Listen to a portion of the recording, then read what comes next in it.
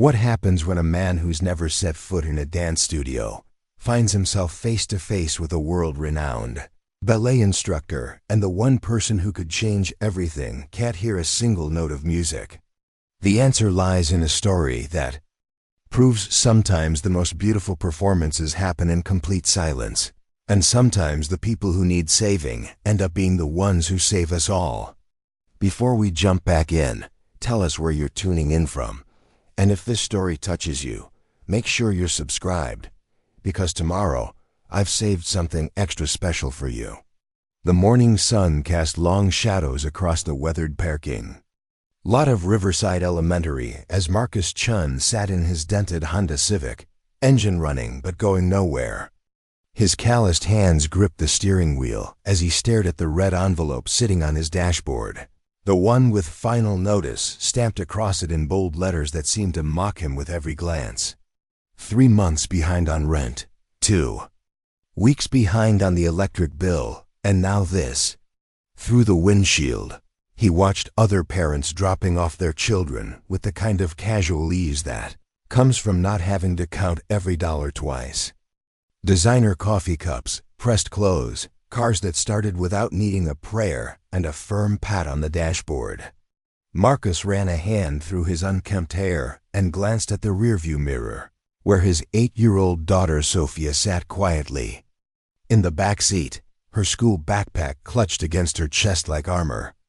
Sofia wasn't like the other children, rushing toward the school entrance with their chatter and laughter echoing across the courtyard.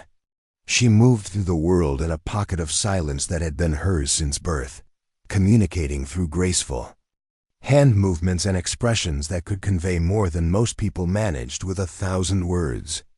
Her profound deafness had shaped every aspect of their lives together, from learning sign language in the evenings after Marcus's double shifts at the construction site, to finding ways to help her navigate a world that wasn't always accommodating to those who experienced it differently. Marcus turned off the engine and twisted in his seat to face his daughter. His hands moved in the fluid gestures they'd practiced together for years, signing with the awkward precision of someone who had learned out of necessity rather than natural ability. "Ready for school, sweetheart?" Sofia's response was immediate, her small hands dancing through the air with an elegance that never failed to amaze him. "Will you pick me up on time today, Papa?"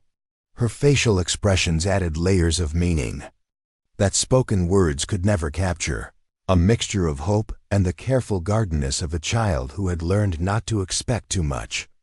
Marcus felt the familiar twist in his chest that came whenever he saw that look in her eyes. He'd been late 3 times in the past 2 weeks, held up at the job site when his supervisor decided that overtime wasn't optional for someone in Marcus's precarious position. Each time, he'd found Sofia sitting alone on the school steps, her teacher Mrs. Henderson keeping watch while other children were swept up into the warm chaos of after-school activities and family conversations. "I promise," he signed back though. The word felt hollow when he thought about the stack of bills waiting at home and the foreman's warning about missed deadlines. "I'll be here right at 3. Sofia studied his face with the intensity that deaf children often develop, reading micro-expressions and body language like a complex text that reveals more than people realize they're sharing. After a moment, she nodded and leaned forward to kiss his cheek, a gesture so tender it nearly broke his resolve to stay strong in front of her. As they walked toward the school entrance together, Marcus noticed something different about Sofia's usual morning routine. Instead of heading straight to her classroom, she paused near a bulletin board covered in colorful flyers and announcements. Her eyes were fixed on one particular poster, and Marcus followed her gaze to see an announcement for the school's annual talent showcase. The poster featured images of children engaged in various activities, singing, playing instruments, performing magic tricks, and in the center, a photograph of a young girl mid-leap in a ballet pose. Sofia's hands pressed against the glass covering the bulletin board, her face transformed by an expression Marcus had rarely seen before. It wasn't just interest.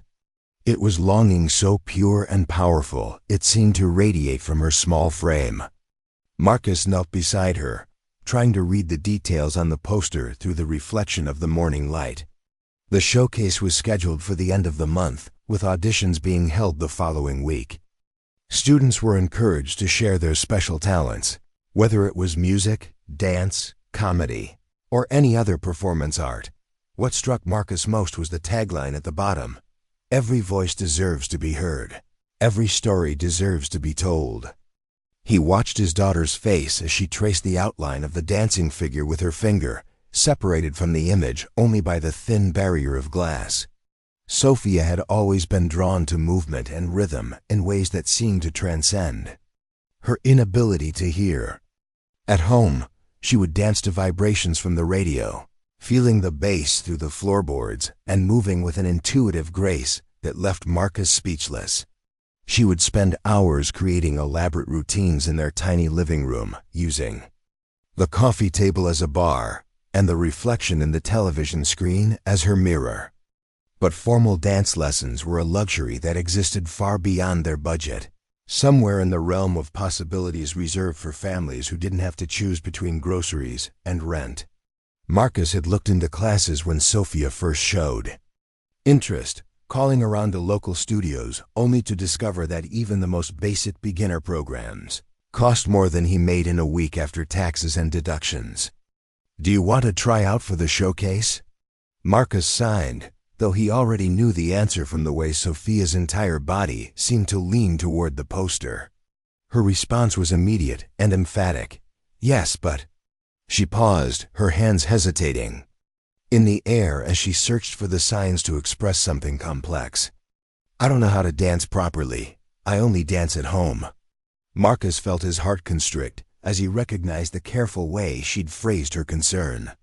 Sofia was 8 years old, but she already understood the difference between dreams and reality, with a clarity that no child should have to possess. She knew that wanting something wasn't enough, that there were barriers and requirements and expectations that couldn't be overcome by pure desire alone. "We'll figure it out," Marcus signed, though he had no idea how they possibly could. "If you want to dance, we'll find a way." The promise felt reckless as soon as he made it, but the transformation in Sofia's expression made it worth the risk.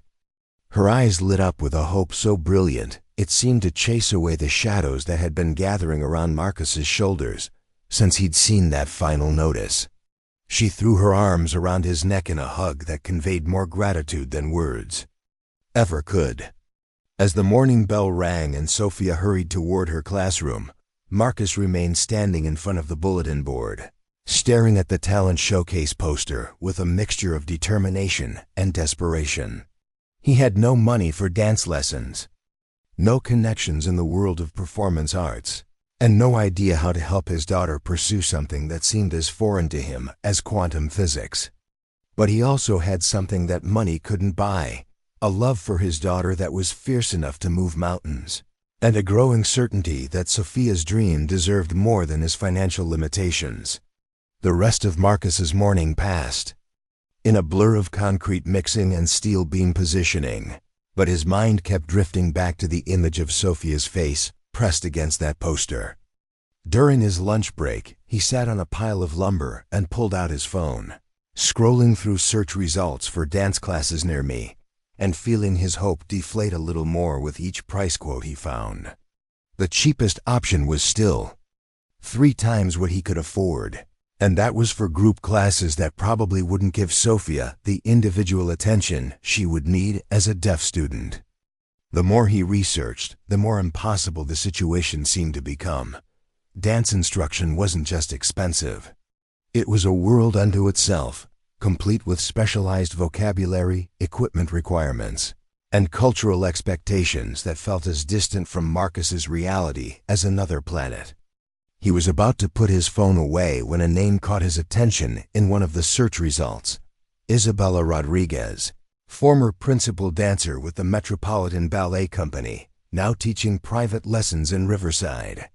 The website was simple but elegant, featuring photographs of Isabella in various classical poses and testimonials from former students who had gone on to dance professionally.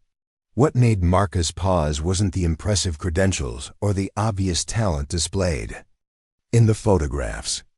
It was a single line in Isabella's biography that made his breath catch in his throat. After retiring from professional performance due to injury, Isabella has dedicated her life to making dance accessible to students of all backgrounds and abilities. Preparing and narrating this story took us a lot of time, so if you are enjoying it, subscribe to our channel. It means a lot to us. Now back to the story. The phrase "all abilities" seemed to glow on his phone screen, suggesting possibilities that Marcus hadn't dared to consider. He found himself staring at a photograph of Isabella teaching the class, her hands guiding a young student's posture with gentle precision. There was something in her expression that reminded him of Sofia's intensity, a kind of focused passion that transcended ordinary communication. Before he could talk himself out of it, Marcus found the contact information and composed a text. Message. His thumbs hovered over the keyboard as he tried to figure out how to explain their situation without sounding desperate or presumptuous. How do you tell a world-renowned ballet instructor that your deaf daughter dreams of dancing, but you can't afford lessons? How do you ask for help when you've spent your entire adult life trying to solve problems through sheer determination and extra work shifts? Finally, he settled on something simple and honest. My 8-year-old daughter is deaf and dreams of learning ballet. I know this might be unusual, but would you be willing to meet with us to discuss possibilities? I'm a single father and our situation is complicated, but Sofia has a passion for dance that I think you would understand. Marcus read the message 3 times before hitting send, then immediately regretted it. Isabella Rodriguez probably received dozens of requests every week from parents wanting special accommodations or reduced rates for their children. What made him think that his situation was unique enough to merit her attention? The afternoon dragged by with agonizing slowness, every break in the construction noise making Marcus check his phone for a response that didn't come. By the time his shift ended, he had convinced himself that the text message had been a mistake, an impulsive gesture born of desperation rather than realistic planning. He arrived at Sofia's school exactly at 3 o'clock, determined not to add another disappointment to her day.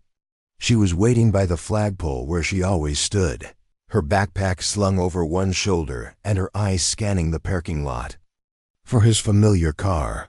When she spotted him, her face broke into a smile that made every aching muscle in his body feel suddenly lighter.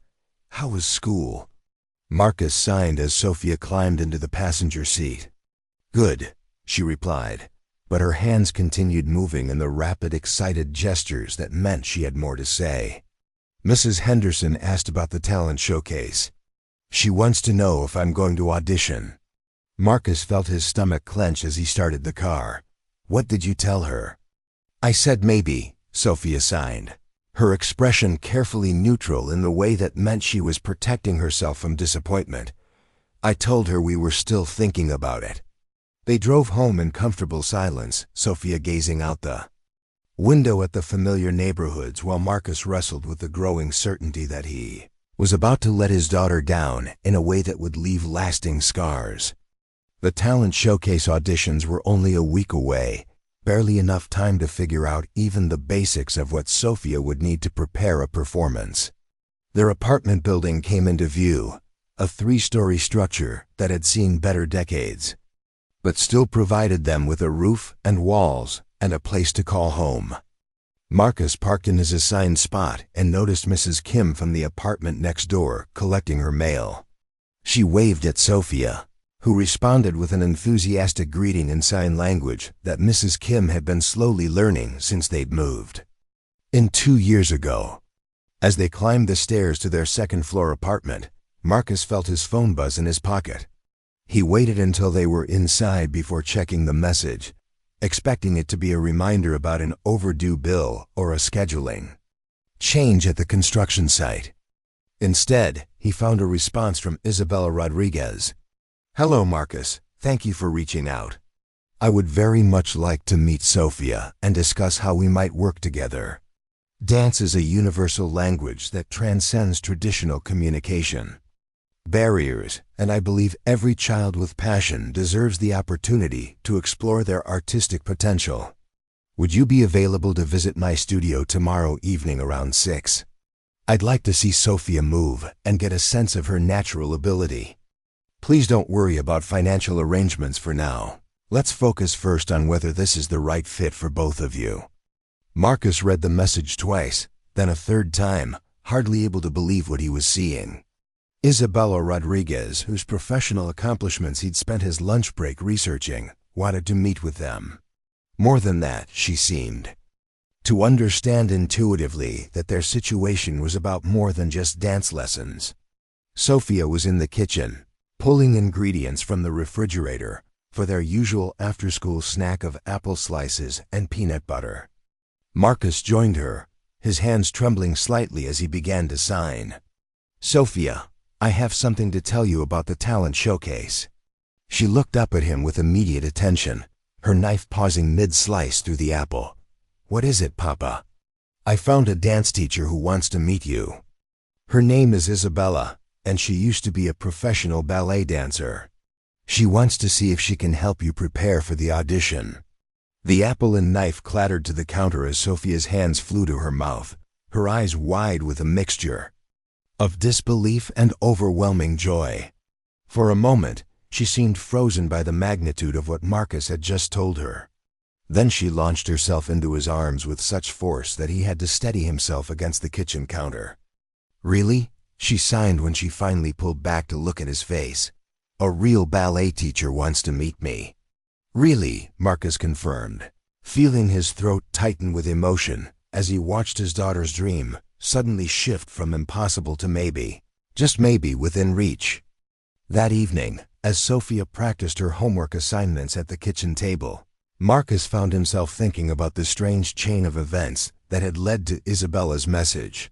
He wasn't a man who believed in fate or destiny or any of the cosmic forces that some people credited with life's unexpected turns.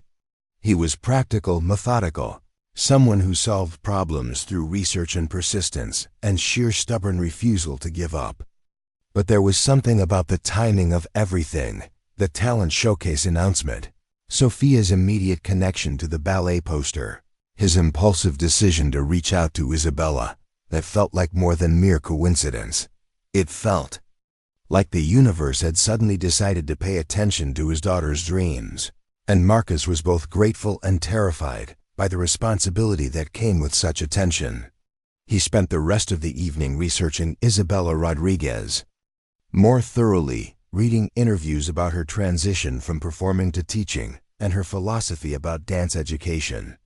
What he discovered made him even more hopeful about their upcoming meeting.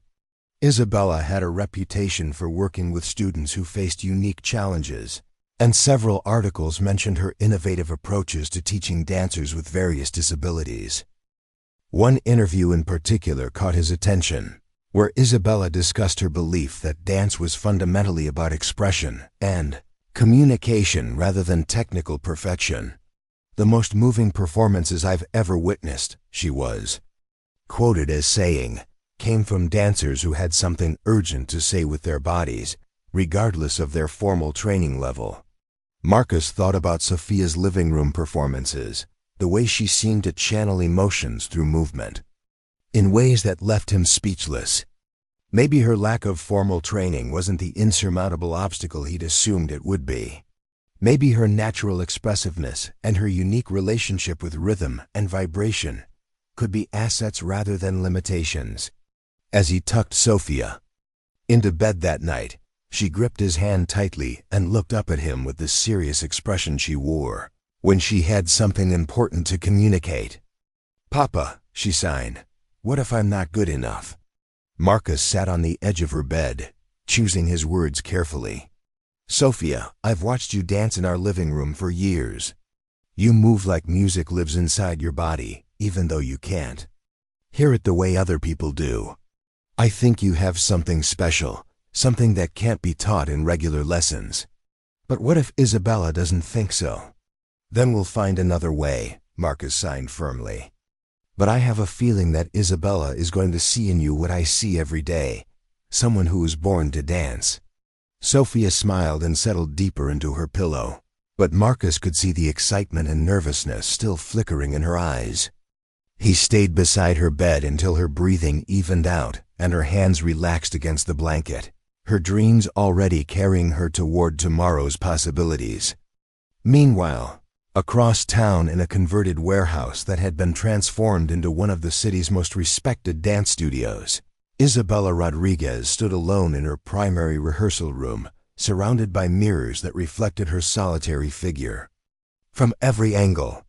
At 42, she still moved with the fluid grace that had made her famous, though the chronic pain in her left ankle served as a constant reminder of the injury that had ended her performing career 5 years earlier. Isabella had received Marcus's text message during her lunch break between classes, and something about the straightforward honesty of his request had stayed with her throughout the afternoon. She taught dozens of students, from preschoolers taking their first tentative steps in tiny ballet slippers to teenagers preparing for professional conservatory auditions. But it had been months since she'd felt the particular thrill that came with encountering a new challenge, a student who would require her to expand her teaching methods and explore uncharted territory. The idea of working with a deaf child intrigued her on multiple levels. Isabella had always believed that dance was essentially about finding physical expressions for emotions and experiences that couldn't be adequately conveyed through words. If anything, a dancer who couldn't rely on auditory cues might develop an even more refined sensitivity to the visual and kinesthetic elements that formed the foundation of truly compelling performance. She moved to the sound system and selected a piece of music that had been one of her favorites during her performing years, a haunting melody that built slowly from whispered beginnings to soaring crescendos. As the opening notes filled the studio, Isabella began to move, not with the formal precision of a class demonstration, but with the raw emotional honesty that had characterized her best performances. Dancing alone in the mirrored room, Isabella found herself thinking about all the ways that sound and movement intersected in her own experience of ballet. She thought about the vibrations that traveled through the studio floor, the visual rhythms created by other dancers moving in synchronization, the way that musical phrasing could be felt as much as heard through changes in tempo and dynamics. By the time the music ended, Isabella was convinced that teaching Sofia could be not just possible, but revolutionary. She had spent years developing methods for students who struggled with traditional approaches to dance education, but she had never worked with someone whose relationship to rhythm and musicality would be fundamentally different from her own. The challenge excited her in ways she hadn't felt since her performing days, when each new role required her to discover untapped aspects of her artistic abilities. Teaching Sofia wouldn't just be about adapting existing techniques. It would be about creating entirely new approaches to dance education, methods that could potentially benefit other students with hearing impairments. Isabella walked to her desk and pulled out a notebook where she kept lesson plans and teaching ideas. She began sketching out possibilities for their first meeting, ways to assess Sofia's natural ability and instincts without relying on traditional music-based exercises. She made notes about floor vibrations, visual cues, and the kinesthetic awareness that all dancers needed to develop regardless of their hearing status. As she planned, Isabella found herself remembering her own first dance lesson as a 7-year-old. The overwhelming mixture of excitement and terror she'd felt standing in a studio much like this one, surrounded by mirrors and possibilities she couldn't yet imagine. Every great dancer's journey began with a single moment of recognition, the instant when potential revealed itself and the real work could begin. Tomorrow evening, she would meet Sofia and discover whether that moment of recognition was waiting for them both. The next day crawled by with the peculiar slowness that accompanies highly anticipated events. Marcus found himself checking his phone constantly, half expecting Isabella to cancel their meeting or to receive some other piece of bad news that would derail Sofia's sudden opportunity. At the construction site, his co-workers noticed his distraction, though Marcus deflected their questions with vague references to school events and family obligations. During his lunch break, Marcus realized he had no idea what Sofia should wear to meet a professional ballet instructor. Their wardrobe consisted mainly of practical school clothes and the kind of play outfits that could withstand an 8-year-old's daily adventures. The closest thing Sofia had to dance attire was a pair of pink leggings and a matching t-shirt that she sometimes wore for her living room performances. Marcus spent part of his lunch hour in a nearby discount store, searching through racks of children's clothing for something that would be appropriate without breaking his already strained budget. He finally settled on a simple black leotard and a pair of ballet slippers that the salesperson assured him were suitable for beginners. As he stood in the checkout line, Marcus felt the familiar anxiety that came with any unplanned purchase. The total cost represented nearly half of what he had budgeted for groceries that week, but seeing Sofia in proper dance attire seemed important enough to justify the expense. He wanted her to feel confident and prepared when she met Isabella, not self-conscious about her appearance or equipment. Sofia was practically vibrating with excitement when Marcus picked her up from school, her usual after-school fatigue completely overwhelmed by anticipation for the evening ahead. She signed rapid-fire questions about what Isabella would be like, what kinds of things they would do together, and whether Marcus thought she would be good enough to learn real ballet. "Remember," Marcus signed as they drove toward the studio, "this is just a meeting. Isabella wants to see how you move and get to know you a little bit. There's no pressure to be perfect." But even as he offered reassurance, Marcus felt his own nervousness building. What if Sofia froze up in front of Isabella the way she sometimes did when meeting new people? What if her natural grace at home didn't translate to a formal studio setting? What if Isabella took one look at their humble circumstances and decided that Sofia wasn't worth her time and attention? The dance studio was located in a converted warehouse district that Marcus had driven through many times but never really explored. As they parked outside the building, he could see other parents dropping off older students for evening classes, teenagers carrying dance bags and moving with the confident carriage that came from years of training. The main entrance led to a reception area decorated with photographs of Isabella's former students, many of whom had gone on to dance with professional companies around the world. Sofia stood transfixed in front of a display case filled with trophies and awards, her eyes wide as she took in the evidence of the studio's success and reputation. "Marcus?" A voice behind them made both father and daughter turn around. Isabella Rodriguez was smaller than Marcus had expected, but her presence filled the reception area with an unmistakable authority. She moved toward them with the fluid grace of someone for whom walking was just another form of dance, her dark hair pulled back in an elegant bun and her eyes warm with genuine interest. "Isabella," Marcus replied, extending his hand for a shake that she accepted with a firm grip. "Thank you so much for agreeing to meet with us." "Of course," Isabella replied, then turned her attention to Sofia with a smile that immediately put the little girl at ease. Instead of speaking, Isabella raised her hands and began to sign, her movements smooth and confident, despite what Marcus assumed was a recently acquired skill. "Hello, Sofia," she signed. "I'm very excited to meet you and see how you like to move." Sofia's face lit up with surprise and delight at being addressed in her native language. She responded with an enthusiastic greeting that included several signs Marcus didn't recognize, probably expressions of excitement that she'd learned from other deaf students at school. Isabella laughed, a sound that was warm and encouraging. "She's telling me that she's dreamed about meeting a real ballet dancer," she explained to Marcus, then continued signing to Sofia. "Would you like to see my studio?" They followed Isabella down a hallway lined with more photographs and awards, past smaller practice rooms where Marcus could glimpse other students working on various techniques.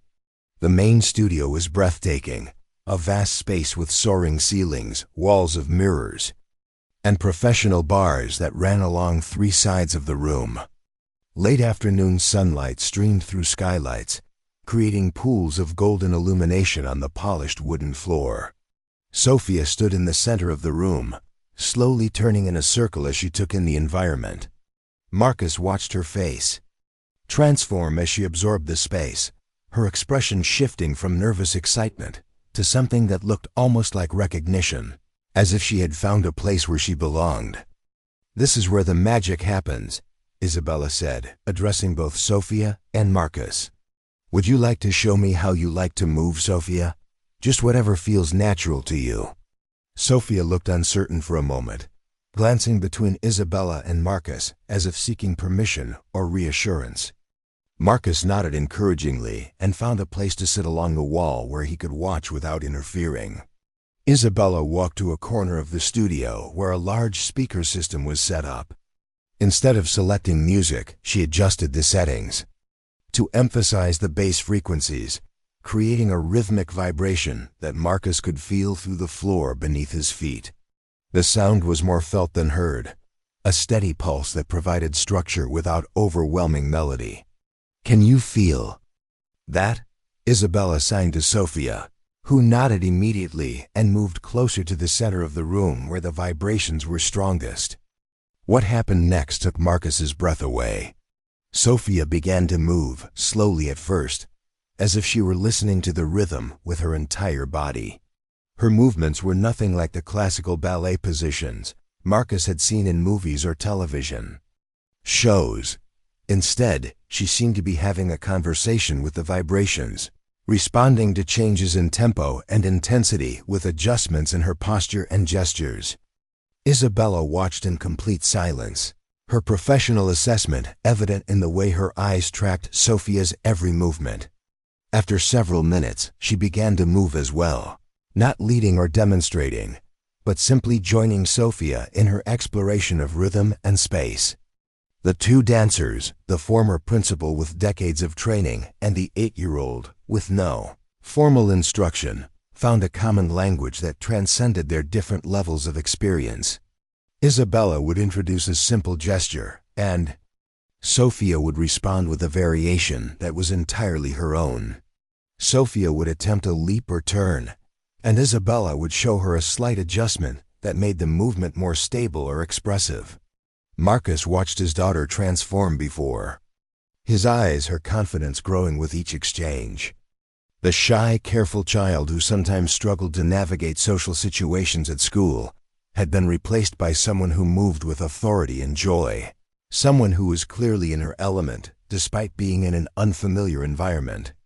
After what felt like both an eternity and an instant, Isabella signaled for Sofia to take a break. Both dancers were breathing hard, their faces flushed with the exertion and excitement of their impromptu collaboration. "Sofia," Isabella signed, "you have something very special. You feel music in ways that many people who can hear never learn to feel it." Sofia's response was immediate and enthusiastic, though Marcus caught only fragments of her rapid signing. Isabella laughed and translated for his benefit. "She wants to know if that means she can really learn ballet, and whether you think she might be good enough to perform in her school's talent showcase." Marcus felt his throat tighten with emotion as he watched Isabella's response. "I think," Isabella signed slowly, making sure Sofia caught every word, "that with the right preparation, you could give a performance that no one in that audience will ever forget." The promise hung in the air between them, loaded with possibilities that had seemed impossible just 24 hours earlier. Marcus found himself thinking about the talent showcase poster, the image of the young dancer that had captured Sofia's imagination so completely. That anonymous child in the photograph suddenly seemed less like an impossible dream and more like a preview of Sofia's own future. The days following Sofia's meeting with Isabella passed in a whirlwind of emotions that Marcus struggled to navigate. On one hand, he felt a profound relief that his daughter's dream had found a champion in someone as accomplished and understanding as Isabella Rodriguez. On the other hand, the practical realities of their situation weighed heavily on his mind. creating a constant tension between hope and anxiety that manifested in sleepless nights and distracted workdays. Isabella had asked them to return to the studio 3 days later for Sofia's first formal lesson, explaining that she wanted to assess her students' learning style and natural abilities before developing a specific training plan for the talent showcase. The invitation had been extended with such warmth and enthusiasm that neither Marcus nor Sofia had thought to discuss financial arrangements, but the question loomed large in Marcus's mind as he calculated and recalculated their household budget. At the construction site, Marcus found himself working with a nervous energy that his co-workers noticed but didn't comment on directly. He volunteered for overtime shifts that he hadn't planned to take, driven by the vague hope that a few extra hours of work might somehow bridge the gap between what he could afford and what Sofia's training would likely cost. The irony wasn't lost on him that pursuing his daughter's dream might require him to spend even less time at home with her, but he pushed that concern aside in favor of focusing on immediate solutions. During his lunch breaks, Marcus researched everything he could find about ballet training for young dancers, trying to understand what Sofia would need beyond basic instruction. The deeper he delved into the world of competitive dance, the more overwhelming it became. There were special shoes for different types of training, performance costumes that cost hundreds of dollars, competition fees, and travel expenses for students who advanced to regional and national levels. Most troubling of all was the realization that serious ballet training was typically a years-long commitment that began much earlier than age 8. Sofia would be competing for showcase opportunities against children who had been taking lessons since they were toddlers, students whose technical foundations had been built through years of consistent instruction and practice. Marcus tried to push these concerns out of his mind as he helped Sofia practice the simple movements Isabella had shown her during their first meeting. Their living room had been transformed into an improvised dance studio, with furniture pushed against the walls to create an open space and a portable speaker system that emphasized the bass frequencies Sofia could feel through the floor. Sofia approached her home practice sessions with the same intensity she brought to everything that captured her interest. She would spend an hour each evening working on the basic positions Isabella had taught her, using the reflection in their television screen to check her form and making small adjustments based on what she remembered from their lesson together. Marcus watched these practice sessions with a mixture of pride and heartbreak, amazed by his daughter's dedication, but acutely aware of the limitations of their makeshift setup. Sofia deserved a proper studio with mirrors and bars, and all the equipment that would help her develop her skills effectively. She deserved an instructor who could work with her every day, not just whenever their family could afford occasional lessons. The night before Sofia's scheduled return to Isabella's studio, Marcus lay awake staring at the ceiling and wrestling with a decision that felt impossible to make. He could continue to pursue this opportunity for Sofia, knowing that it would strain their finances to the breaking point and potentially create expectations that he couldn't fulfill long term. Or he could find a gentle way to redirect her interests toward activities that were more accessible to a family in their circumstances. Neither option felt acceptable. The first threatened their basic stability and security, while the second felt like a betrayal of Sofia's trust and a crushing of dreams that had brought more joy into their lives than Marcus had seen in years. He thought about the expression on her face when she'd first seen Isabella move, the way her entire being had seemed to come alive in that mirrored studio space. As he finally drifted off to sleep, Marcus made a decision that felt both reckless and necessary. He would find a way to make this work, even if it meant taking on additional jobs or making sacrifices that he hadn't previously considered. Sofia's happiness and self-confidence were worth any amount of financial struggle, and he refused to be the parent who told his child that dreams were luxuries they couldn't afford. The next evening, Sofia was ready to leave for the studio an hour before their scheduled appointment time. She had carefully laid out her new leotard and ballet shoes, practiced her basic positions one final time, and even attempted to style. Her hair in the neat bun she'd seen on other dancers in Isabella's photographs. Marcus helped her with the hair styling, his large hands clumsy with bobby pins and elastic bands as he tried to recreate the elegant look that seemed to come naturally to the other students they'd observed. The result was far from professional, but Sofia's delighted reaction to her reflection in the bathroom mirror made every awkward attempt worthwhile. During the drive to the studio, Sofia's excitement was palpable but tinged with a nervousness that she tried to hide behind careful questions about what they might do during the lesson. Marcus recognized the signs of performance anxiety that he'd seen before during school presentations and social gatherings, his daughter's natural shyness asserting itself despite her enthusiasm for dance. "Remember," Marcus signed as they parked.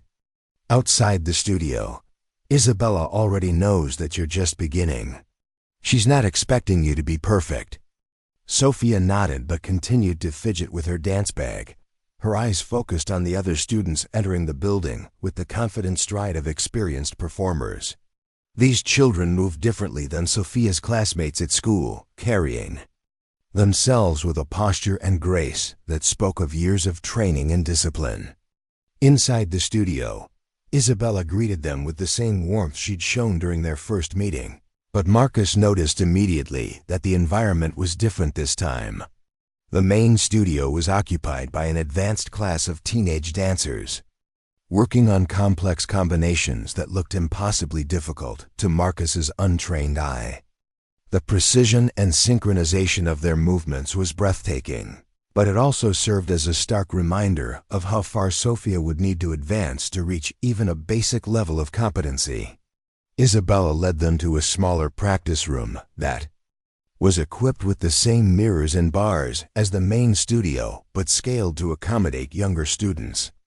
The space felt more intimate and less intimidating, though Sofia still seemed overwhelmed by the formal setting and the knowledge that she was about to receive instruction from someone whose achievements filled an entire wall of awards and photographs.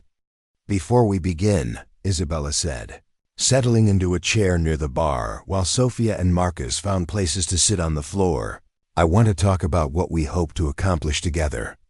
She addressed her comments primarily to Sofia, using sign language to ensure clear communication while occasionally translating key points for Marcus's benefit. Her approach was gentle but direct, acknowledging both Sofia's natural ability and the significant challenges they would face in preparing for the talent showcase. "Sofia, you have something that can't be taught," Isabella sighed. "You feel rhythm and movement in your body in ways that many dancers never learn, even after years of training. But there are also technical skills that will help you express those feelings more clearly and safely." Sofia listened intently, her hands folded in her lap and her expression serious as she absorbed every word. Marcus could see her processing the information, weighing the encouragement against the implied acknowledgement that significant work lay ahead. "The talent showcase is only 3 weeks away," Isabella continued. "That's not very much time to learn a complete routine, especially for someone who's never had formal training. But I think we can create something beautiful and meaningful that shows your natural gifts, while staying within the boundaries of what's possible to learn safely." The word "safely" caught Marcus's attention, reminding him that dance training involved physical risks and requirements that he hadn't fully considered. Ballet demanded extraordinary flexibility, strength, and coordination, qualities that typically developed gradually through years of progressive instruction. Attempting to compress that timeline could potentially lead to injury or frustration that might damage Sofia's love of movement permanently. Isabella seemed to read his concerns in his expression. "I want to be very clear about what we can and cannot accomplish in 3 weeks," she said, switching to spoken English so that both Marcus and Sofia could follow her explanation. "Sofia will not be ready to perform the kind of classical ballet variations that require years of technical preparation, but she can absolutely learn a routine that showcases her natural expressiveness and musicality, while incorporating basic ballet principles. She moved to the center of the room and began demonstrating simple movements that emphasized grace and storytelling rather than technical difficulty. The sequence she showed them was beautiful in its simplicity, focusing on flowing transitions and emotional expression rather than complex jumps or turns. "This is the kind of routine I'm envisioning for Sofia," Isabella explained. "Something that tells a story through movement, that lets the audience see her unique relationship with rhythm and space. It will be recognizably ballet, but adapted to highlight her strengths rather than expose areas where she hasn't had time to develop technical skills." Sofia's face lit up as she watched Isabella move through the demonstration routine. Even at a basic level, the movements had an elegance and purpose that elevated them far beyond the simple exercises Sofia had been practicing at home. The routine looked achievable but still magical, exactly the kind of performance that could capture an audience's attention without requiring years of preparation. "Can I try?" Sofia signed, already moving toward the center of the room before Isabella could respond.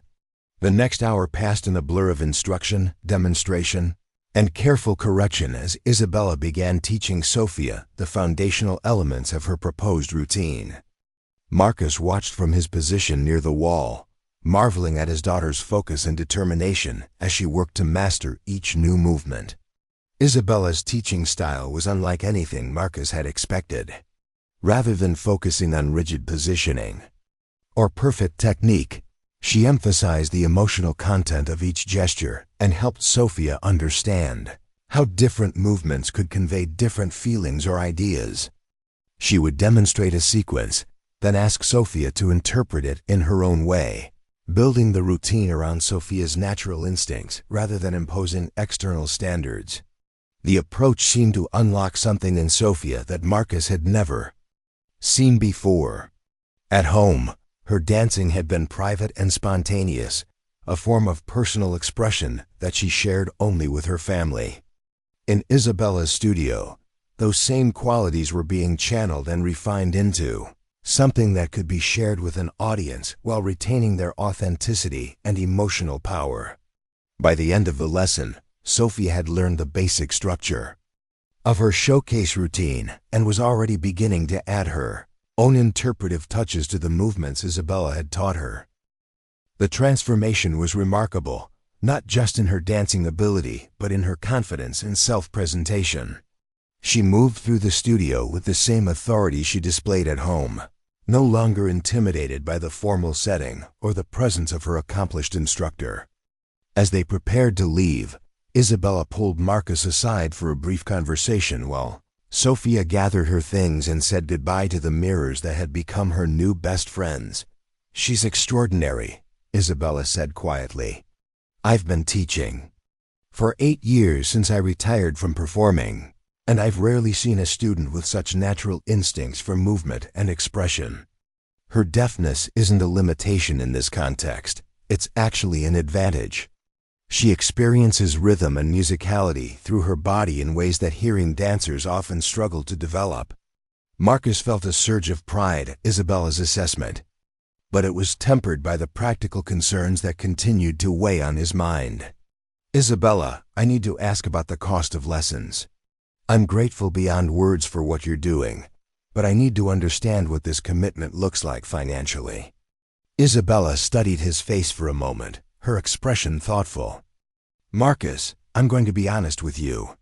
My regular lesson rates would probably be challenging for most families, and I understand that your situation has additional complexities. But I want to work with Sofia, not because of what you can pay, but because of what she can teach me about dancing and teaching." She paused, choosing her words carefully. "I'd like to propose an arrangement that might work for both of us. Sofia can train here as often as she needs to prepare for the showcase, without charge. In return, I'd like your permission to document our work together, with Sofia's face obscured for privacy, as part of a research project I'm developing about dance instruction for deaf students." Marcus stared at her, hardly able to process what she was offering. You want to teach her for free? I want to learn from her, Isabella corrected. Sofia is going to change how I think about teaching, and that knowledge is worth far more than any lesson fees. Besides, she added with a smile, every teacher needs a student who reminds them why they fell in love with dance in the first place. The generosity of the offer left Marcus speechless, but it also created a new kind of pressure that he hadn't anticipated. If Isabella was investing her time and expertise in Sofia's development, then the stakes for the talent showcase had suddenly become much higher. Success wouldn't just mean personal satisfaction for Sofia. It would validate Isabella's innovative teaching methods and potentially contribute to resources that could help other deaf children access dance training. As they drove home that evening, Sofia's excitement filled the car with an energy that was almost tangible. She signed rapid-fire descriptions of everything she'd learned, her hands moving so quickly that Marcus had to ask her to slow down and repeat several key points. Her enthusiasm was infectious, but it also highlighted the enormous leap they were taking together into a world that was still largely unknown to both of them. Over the next week, Sofia's schedule shifted dramatically as Isabella arranged for her to attend lessons 4 times rather than the once-weekly frequency that most students followed. The intensive training schedule was designed to compress months of foundational learning into the short time frame they had available, but it also meant that Sofia's evenings were suddenly filled with activities that were physically and mentally demanding. Marcus adjusted his own schedule to accommodate the increased driving requirements, leaving work early on lesson days and arriving home later after picking Sofia up from extended practice sessions. His co-workers began to notice his modified schedule, though he deflected their questions with vague references to after-school activities and family commitments. The financial strain of increased gas costs and reduced work hours was offset by Isabella's generosity, but Marcus still found himself calculating and recalculating their budget to account for the small expenses that accumulated around Sofia's training. She needed additional practice clothes, hair accessories for performances, and nutritious snacks to maintain her energy during long lesson days. More challenging than the financial adjustments were the emotional demands of supporting Sofia through her accelerated learning process. Ballet training, even at a basic level, required physical conditioning and flexibility that Sofia had never developed.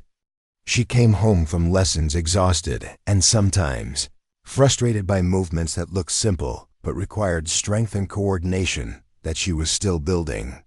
Marcus found himself taking on the role of at-home coach, helping Sofia stretch and practice the exercises Isabella had assigned while being careful not to push too hard or risk injury. He researched basic ballet conditioning online, watching YouTube videos about proper warm-up techniques and safe stretching practices that could support Sofia's intensive training schedule. The most difficult challenge came at the end of Sofia's first week of intensive training, when she arrived home from a lesson in tears of frustration. She had been working on a sequence of movements that required her to balance on one foot while extending the other leg behind her, a position that looked effortless when Isabella demonstrated it, but proved nearly impossible for Sofia to maintain for more than a few seconds. "I can't do it," Sofia sighed, her movements sharp with anger and disappointment. "I'm not good enough. The other kids make it look so easy." Marcus knelt beside her, his heart aching as he recognized the self-doubt that had plagued his own childhood experiences with activities that didn't come naturally. "Sofia, you've been dancing for 1 week. Isabella has been dancing for more than 30 years. It's not fair to compare yourself to her or to students who started training when they were 3 years old." "But what if I embarrass myself at the showcase?" Sofia asked, her expression vulnerable in the way that always made Marcus want to protect her from every disappointment the world might offer. "What if I fall down or forget the routine?" Marcus considered his response carefully, aware that His words could either build Sofia's confidence or contribute to the pressure she was already feeling. "Sweetheart, do you remember what Isabella told us about why she wanted to work with you? She said you have something special, something that can't be taught in regular lessons." Sofia nodded, though her expression remained doubtful. "That something special doesn't disappear just because a movement is difficult to learn," Marcus continued. "Isabella isn't training you to be perfect. She's helping you show people what makes your dancing unique and beautiful." They spent the rest of the evening working together on the troublesome balance sequence, with Marcus providing a steadying hand while Sofia practiced the movement over and over until it began to feel more natural. By bedtime, she hadn't mastered the position completely, but she had improved enough to feel hopeful about eventually getting it right. As the second week of training began, Sofia's routine started to take definitive shape under Isabella's careful guidance. The choreography told the story of a young person discovering their own strength and voice, a narrative that seemed perfectly suited to Sofia's journey from shy child to confident performer. The routine began with Sofia seated on the floor, her movements small and contained as if she were hiding from the world around her. Gradually, the choreography guided her through a transformation as she discovered the joy and power of movement, culminating in a series of flowing sequences that showcased her natural grace and expressiveness. Isabella had designed the routine to work with recorded music that emphasized bass frequencies and rhythmic patterns that Sofia could feel through the studio floor. During practice sessions, Marcus was amazed by how precisely his daughter could follow the musical structure, her movements synchronized with changes in tempo and dynamics that she experienced through vibration rather than sound. The emotional impact of the routine was undeniable, even in its developing stages. Marcus found himself moved to tears during several practice sessions as he watched Sofia embody the story of self-discovery and empowerment that Isabella had woven into the choreography. The routine wasn't just a dance performance. It was a statement about resilience, courage, and the universal human need to express oneself authentically. As word of Sofia's training began to spread through the dance studio community, Isabella received visitors during several of their practice sessions. Other instructors and advanced students would quietly observe from the viewing area, drawn by curiosity about Isabella's innovative teaching methods and Sofia's remarkable progress. The attention was flattering but also intimidating for Sofia, who was still adjusting to the idea of performing for even a small audience. Marcus noticed that she danced differently when she knew she was being watched, her movements becoming more careful and controlled as she focused on avoiding mistakes, rather than expressing the emotional content of the routine. Isabella addressed this challenge directly during a lesson midway through the second week. "Sofia," she signed after stopping the music during a particularly tentative run-through, "what were you thinking about while you were dancing just now?" Sofia's response was immediate and honest. "I was thinking about not falling down." Isabella nodded as if this was exactly the answer she'd expected. "And how did that feel in your body?" "Tight," Sofia signed.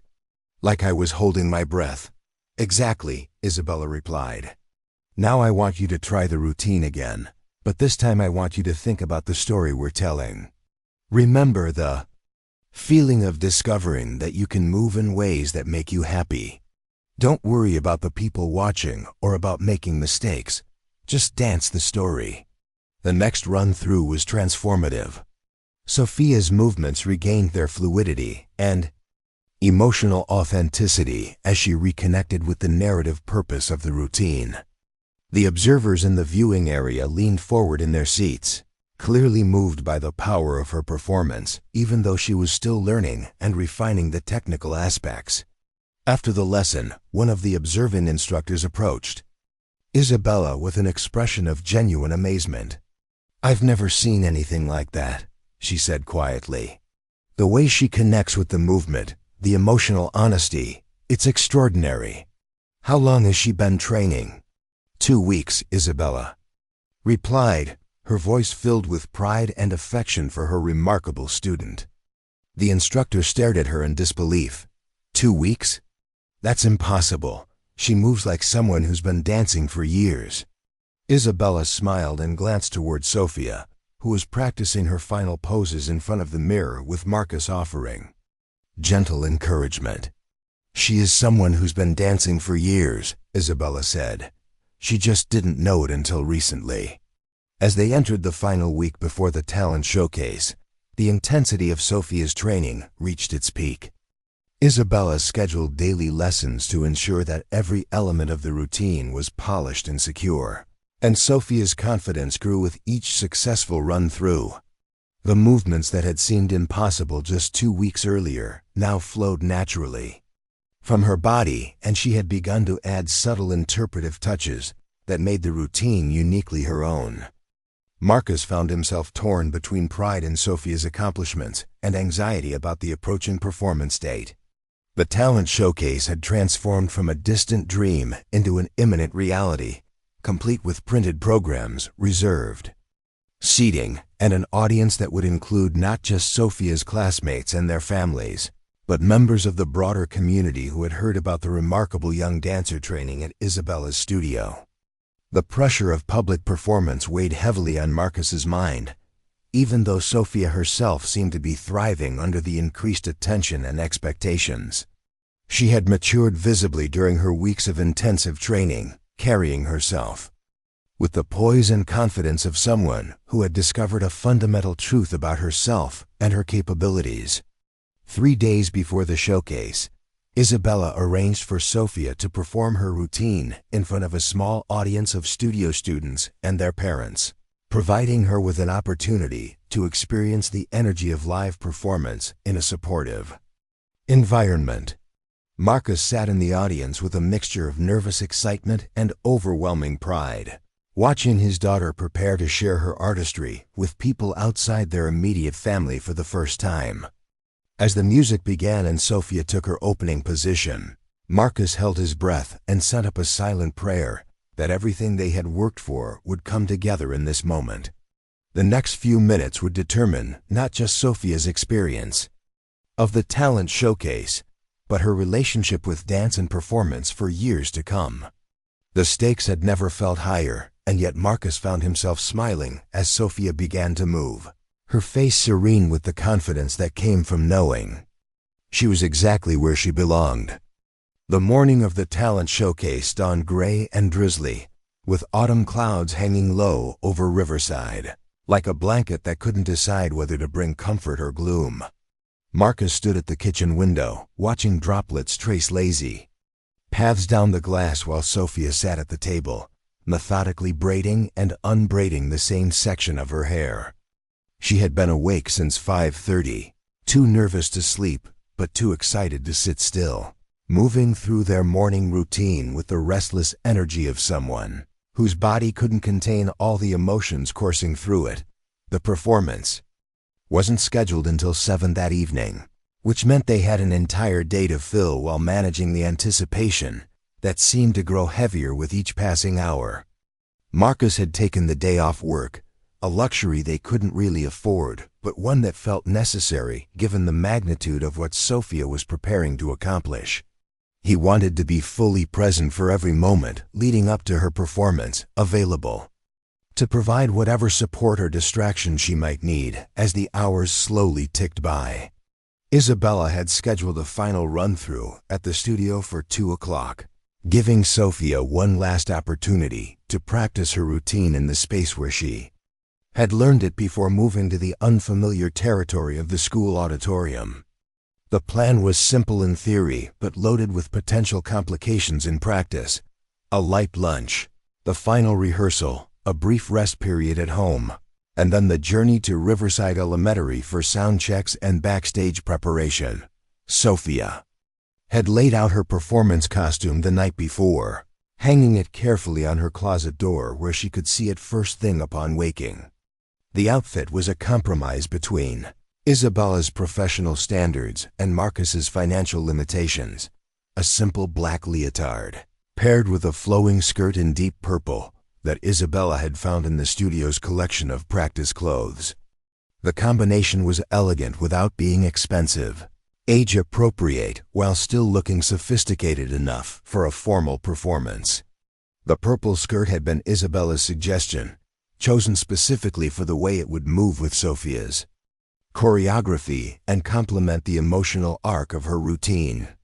During their final rehearsals, Marcus had watched his daughter transform whenever she put on the complete costume, her posture straightening and her movements gaining an extra layer of grace and authority that seemed to emerge from the simple act of dressing the part.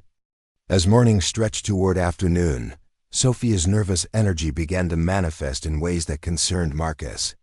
She picked at her breakfast, leaving most of her toast untouched despite his gentle reminders about needing fuel for the performance. Ahead, she practiced her routine in the living room with an intensity that bordered on obsessive, running through the same sequences over and over as if repetition could somehow guarantee perfection. Most worryingly, she had begun to question elements of her preparation that had been settled for days. Did Isabella really think the routine was good enough? Would the other students laugh if she made a mistake? Had she chosen the right hairstyle for the performance? Each question came with the kind of urgency that suggested deeper anxieties about worthiness and belonging, fears that Marcus recognized from his own childhood experiences with high-stakes situations. "Sofia," Marcus signed gently as she finished yet another run-through of her opening sequence. "Come sit with me for a minute." She joined him on the couch reluctantly, her hands fidgeting with the hem of her practice shirt, as she tried to channel her restless energy into something manageable. Marcus could see the exhaustion beginning to creep into her expression despite the early hour, the kind of fatigue that came from maintaining intense focus and emotional control for extended periods. "Talk to me about what you're feeling right now," Marcus signed, keeping his movements slow and calm in contrast to Sofia's agitated state.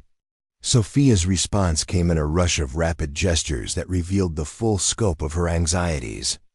She was worried about forgetting her routine, about falling down in front of everyone, about disappointing Isabella and Marcus and all the people who had invested time and energy in her success.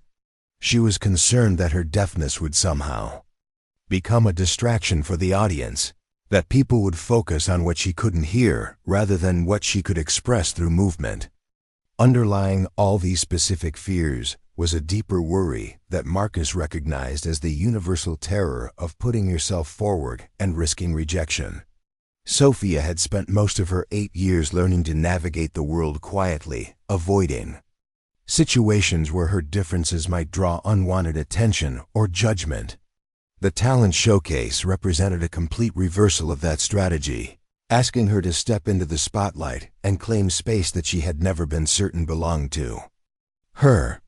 Marcus chose his response carefully, aware that his words in this moment could either build Sofia's confidence or amplify her fears. "Do you remember the first time you met Isabella?" he asked. Sofia nodded, her expression growing slightly more focused as she shifted from internal worry to external memory. "What did you think when you first saw her dance?" Sofia's hands moved more slowly now as she considered the question. "I thought she was magic, like she was talking to the music with her whole body." "And what do you think Isabella saw when she watched you dance for the first time?" Sofia was quiet for a long moment, her eyes focused on some point beyond Marcus's shoulder as she worked through the implications of his question. When she finally responded, her movements were tentative but thoughtful. Maybe she saw someone who could talk to music too, just in a different way. Marcus smiled and nodded. "That's exactly what she saw. And tonight, when you dance at the showcase, that's what the audience is going to see too. Not someone who can't hear the music, but someone who has found their own special way of listening to it." The conversation seemed to settle something in Sofia's dinner, though Marcus could see that the underlying nervousness remained. They spent the rest of the morning engaged in quiet activities that required focus without being physically demanding. A jigsaw puzzle, some reading practice, and a card game that Sofia had learned from a classmate at school. The goal was distraction rather than entertainment, giving Sofia's mind something to occupy itself with besides performance anxiety. As they prepared to leave for the final rehearsal, Marcus noticed that Sofia had begun to move with the same deliberate precision she brought to her dance practice. She checked her dance bag twice to ensure that all her supplies were present, arranged her hair accessories in the exact order she would need them later, and even practiced her pre-performance breathing exercises while sitting in the passenger seat of their car. The drive to Isabella's studio felt different than their previous trips, weighted with the knowledge that this was the last time Sofia would practice her routine in the safe, familiar environment where she had learned it. After today, every performance would be in front of an audience, with stakes and expectations that couldn't be undone if things went wrong. Isabella greeted them at the studio entrance with her usual warmth, but Marcus detected an extra layer of attentiveness in her manner that suggested she was monitoring Sofia's emotional state as carefully as he was. The 3 weeks of intensive training had created a bond between instructor and student that went beyond the typical teacher-pupil relationship, built on mutual respect and shared investment in Sofia's artistic development. "How are you feeling, Sofia?" Isabella signed as they made their way to the practice room. Sofia's response was honest and immediate. Scared and excited and worried and happy all at the same time. Isabella laughed, a sound filled with understanding and affection. "That's exactly how you should feel before an important performance. Those feelings mean that what you're about to do matters to you." The final rehearsal was intended to be a calm run-through of Sofia's routine, an opportunity to practice the technical elements one more time while building confidence for the evening performance. Isabella had dimmed the studio lights and set up the sound system to replicate the conditions Sofia would encounter at the school auditorium, creating an environment that was familiar yet slightly different from their usual practice sessions.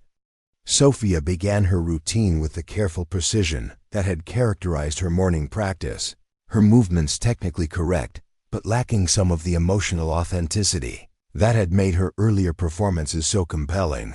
Marcus could see her thinking through each transition, double-checking her positioning and timing rather than trusting the muscle memory she had developed through weeks of consistent practice. Isabella allowed her to complete the entire routine without interruption, then called for a brief break to discuss what they had observed together. "Sofia, your technique was beautiful just now," she signed. "Every movement was exactly where it should be. But I want to ask you something. What story were you telling with your dance?" Sofia considered the question carefully. "I was telling the story about being careful not to make mistakes." Isabella nodded as if this was exactly the answer she had expected. "And is that the story we've been working on together for the past 3 weeks?" Sofia shook her head, a small smile beginning to appear at the corners of her mouth as she recognized where Isabella was leading her. "What story have we actually been working on?" Isabella continued. "The story about finding my voice," Sofia signed, her movements becoming more animated as she reconnected with the emotional core of her routine. "About discovering that I have something important to say." "Exactly," Isabella replied. "And do you think that person, the one who has something important to say, would be worried about making small mistakes?" Sofia's expression shifted as she absorbed the implication of Isabella's question. The character she had developed through her choreography was someone who had moved beyond the fear of imperfection, someone who had discovered that authentic expression was more valuable than flawless execution. "Can I try the routine again?" Sofia asked. Of course. The second run-through was a revelation. Sofia approached her opening position with the same focus she had shown during their first attempts 3 weeks earlier. But now that focus was directed towards storytelling rather than technical accuracy. Her movements flowed with the natural grace that had originally caught Isabella's attention, guided by emotional truth rather than rigid adherence to predetermined patterns. Marcus watched from his position near the mirror, mesmerized by the transformation taking place in front of him. This wasn't just his daughter practicing a dance routine. This was an artist discovering the full scope of her own capabilities, learning to trust her instincts and express herself with confidence and authenticity. When the routine ended, Sofia remained in her final position for several seconds, as if she needed time to return from the emotional space the dance had created. When she finally looked up, her face was flushed with exertion and glowing with the satisfaction that came from knowing she had connected with something essential and true. Isabella was standing near the sound system, her own expression reflecting the pride and amazement that Marcus felt. "Sofia," she sighed, "that was the most beautiful version of your routine I've ever seen. If you dance like that tonight, you're going to create something that no one in that audience will ever forget." The praise seemed to unlock a new level of confidence in Sofia, who spent the remaining rehearsal time exploring small variations and interpretive touches that enhanced the routine without changing its fundamental structure. She experimented with different facial expressions during key moments, tried subtle modifications to her arm positions, and even suggested a small addition to the ending that Isabella immediately incorporated into the final choreography. As they prepared to leave the studio, Isabella pulled Marcus aside for a brief conversation while Sofia changed back into her street clothes and organized her dance bag for the evening performance. "I want you to know," Isabella said quietly, "that regardless of what happens tonight, Sofia has already accomplished something extraordinary. The growth I've witnessed over the past 3 weeks isn't just about dance technique. She's discovered something fundamental about herself, about her capacity for artistic expression, and her willingness to be vulnerable in front of others." Marcus nodded, feeling his throat tighten with emotion as he thought about the journey Sofia had traveled. From shy 8-year-old to confident performer. "She's not the same child who walked into your studio 3 weeks ago." "No," Isabella agreed, and more importantly, she knows she's not the same. That kind of self-awareness and confidence will serve her well far beyond tonight's performance. They returned home for a brief rest period that Marcus had planned as an opportunity for Sofia to relax and conserve her energy for the evening ahead. Instead, Sofia seemed unable to settle into any activity for more than a few minutes at a time. She would start a book, then set it aside to practice her opening poses. She would sit down to watch a television show, then get up to check her costume and accessories for the 3rd time in an hour. Marcus recognized the signs of pre-performance adrenaline and decided that fighting Sofia's restless energy would be counterproductive. Instead, he suggested they use the time for final preparations, giving her nervous system something constructive to focus on while ensuring that every detail was properly organized for their departure. They laid out Sofia's complete performance outfit, including the special hair ties Isabella had recommended and the small good luck charm that Marcus had given her as a surprise that morning. They packed extra bobby pins and a small sewing kit in case of wardrobe emergencies, along with water and energy snacks for the backstage waiting period. Most importantly, they reviewed the logistics of the evening, when they would arrive at the school, where Marcus would sit in the audience, and how Sofia would find him after her performance. They discussed contingency plans for potential problems, from forgotten costume pieces to technical difficulties with the sound system, giving Sofia a sense of control and preparation that helped channel her anxiety into productive readiness. As evening approached, Marcus found himself battling his own case of performance nerves that rivaled Sofia's in intensity. He had never been comfortable in large social gatherings, preferring the familiar routines of work and home to the unpredictable dynamics of community events. Tonight would require him to navigate not just his own discomfort, but the additional complexity of supporting Sofia while she faced the biggest challenge of her young life. The drive to Riverside Elementary felt simultaneously endless and far too short, with Sofia growing quieter and more focused as they approached the school building. The parking lot was already filling with families arriving for the showcase, parents carrying flowers and cameras while children in various performance costumes hurried toward the building with nervous excitement written across their faces. Inside the school, the auditorium had been transformed for the evening's event. The stage was decorated with colorful backdrops and professional lighting equipment that had been donated by a local theater company. Rows of folding chairs filled the main floor, with additional seating in the balcony for the overflow crowd that the showcase had attracted. Backstage, organized chaos reigned as dozens of young performers prepared for their acts. Students warmed up instruments, practiced magic tricks, and ran through vocal exercises while parents and teachers provided last-minute assistance with costumes and equipment. The energy was infectious but overwhelming, a mixture of excitement and anxiety that seemed to amplify every emotion in the crowded space. Sofia found her designated preparation area, a small corner near the side stage entrance where Isabella had arranged for her to have relative privacy for her final warm-up routine. Marcus helped her lay out her costume and accessories, then stepped back to give her space to begin her pre-performance ritual. As Sofia began her gentle stretching routine, Marcus noticed other performers and their families taking notice of the unusual sight of a dancer preparing without music. Some watched with curiosity, others with the kind of respectful attention that suggested they recognized they were observing something special, even if they didn't fully understand what made it unique. Isabella arrived backstage 30 minutes before Sofia's scheduled performance time, carrying a small speaker system that she had specially calibrated for Sofia's routine. Her presence immediately brought a sense of calm and professionalism to their corner of the backstage area, reminding everyone around them that they were witnessing the preparation of a serious artist, not just a child's hobby performance. "How are you feeling, Sofia?" Isabella signed as she helped set up the sound equipment. Sofia's response was remarkably calm and focused. "Ready," she signed simply, her posture straight and her expression serene in a way that reminded Marcus of professional performers he had seen on television.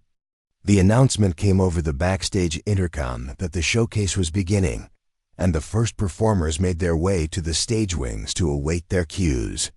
Sofia's act was scheduled fifth in the program, giving her time to observe the audience response to earlier performances while managing her own final preparations. As they listened to the applause and laughter drifting from the auditorium, Marcus realized that his own nervousness had transformed into something approaching excitement. Sofia had prepared thoroughly, trained intensively, and developed a routine that showcased her unique talents and perspective. Whatever happened in the next few hours, she had already accomplished more than anyone could have reasonably expected when this journey began 3 weeks earlier. The fourth act concluded too. Enthusiastic applause, and the master of ceremonies began Sofia's introduction. Marcus gave his daughter a final hug and watched as she and Isabella made their way to the stage entrance, two figures silhouetted against the bright lights that would soon illuminate Sofia's moment of truth. Standing alone in the backstage area, Marcus sent up a prayer to whatever forces might be listening that Sofia would find the courage to share her gift with the world, and that the world would be wise enough to recognize what it was being offered. The next few minutes would determine not just the success of Sofia's performance, but potentially the entire trajectory of her relationship with artistic expression and public acknowledgement of her talents. The auditorium fell silent as the curtain rose, and Marcus held his breath as his daughter stepped into the light, ready to transform weeks of preparation into a moment of pure, authentic performance that no one present would ever forget. From his position in the wings, Marcus could see Sofia taking her opening position center stage, her purple skirt arranged around her like flower petals and her face serene with the confidence that came from knowing she belonged exactly where she was. The specialized lighting created a warm pool of illumination that seemed to separate her from the rest of the world, creating an intimate space where her story could unfold without distraction or interference. Isabella activated the sound system, and Marcus felt the bass frequencies begin to pulse through the floor beneath his feet. In the auditorium, he knew that Sofia was feeling those same vibrations through her body, using them as her guide and companion for the journey she was about to undertake. The opening moments of Sofia's routine were gentle and introspective, her movements small and contained as she embodied the character of someone discovering their own capacity for expression. Marcus watched her face in profile, amazed by the maturity and emotional depth she brought to her performance, qualities that seemed to emerge from some well of artistic instinct that formal training could enhance but never create. As the routine progressed and Sofia's movements grew larger and more confident, Marcus became aware of the absolute silence that had fallen over the auditorium. The usual sounds of a school performance, shifting in seats, whispered comments, the rustle of programs, had completely disappeared, replaced by the kind of focused attention that only emerged when an audience recognized they were witnessing something extraordinary.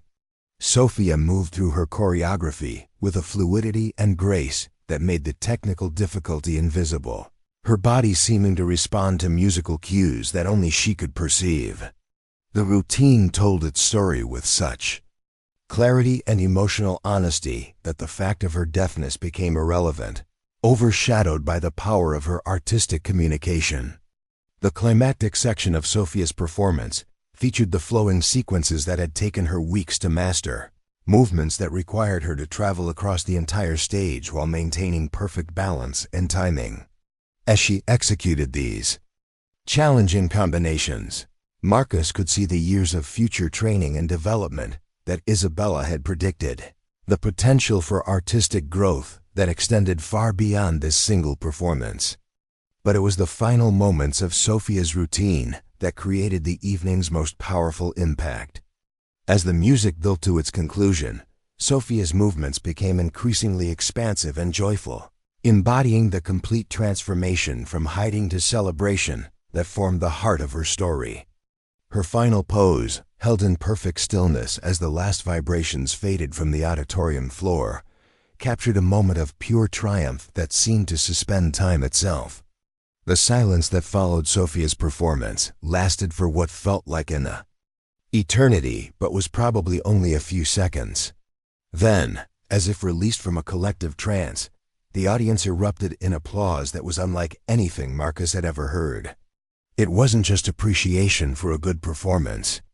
It was recognition of something profound and transformative, acknowledgement that they had witnessed art in its purest form. People rose to their feet throughout the auditorium, their applause building in intensity rather than fading as it typically did after school performances. Marcus could see faces in the crowd, parents and children and teachers whose expressions reflected the same amazement and emotional impact that he felt. Some people were crying, others were smiling with the kind of joy that comes from unexpected beauty, and many seemed simply stunned by what they had experienced.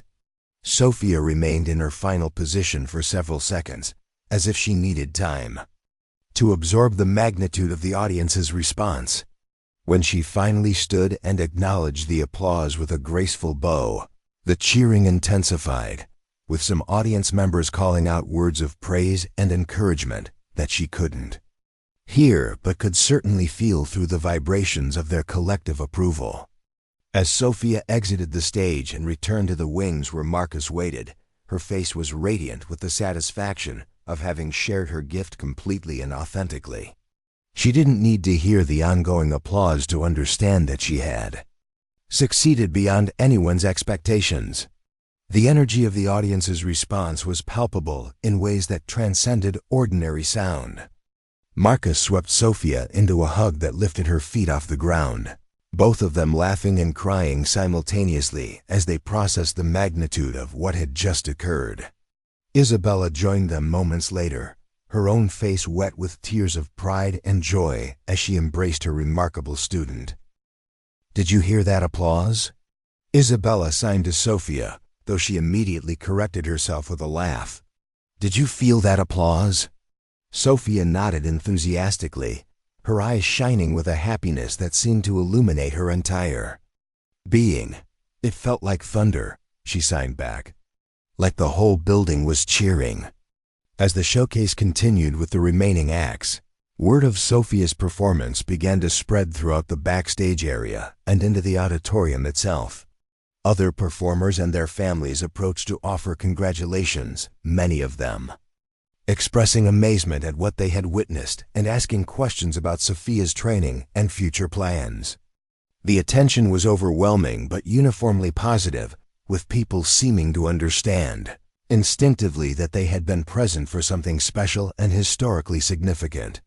Several parents mentioned they had never seen anything like Sofia's performance, that her dancing had moved them in ways they couldn't adequately express in words. When the showcase concluded and the full cast took their final bows, Sofia received another standing ovation that was clearly directed specifically at her contribution to the evening's program. The other performers seemed genuinely happy to share in her success, applauding her achievement with the generous spirit that often emerged when artistic excellence inspired rather than intimidated. As the auditorium began to empty and families gathered their belongings, Marcus found himself surrounded by people who wanted to express their appreciation for Sofia's performance and ask about her background and training. The questions came from a place of genuine curiosity and admiration, with many people expressing surprise at learning that Sofia had been training for only 3 weeks.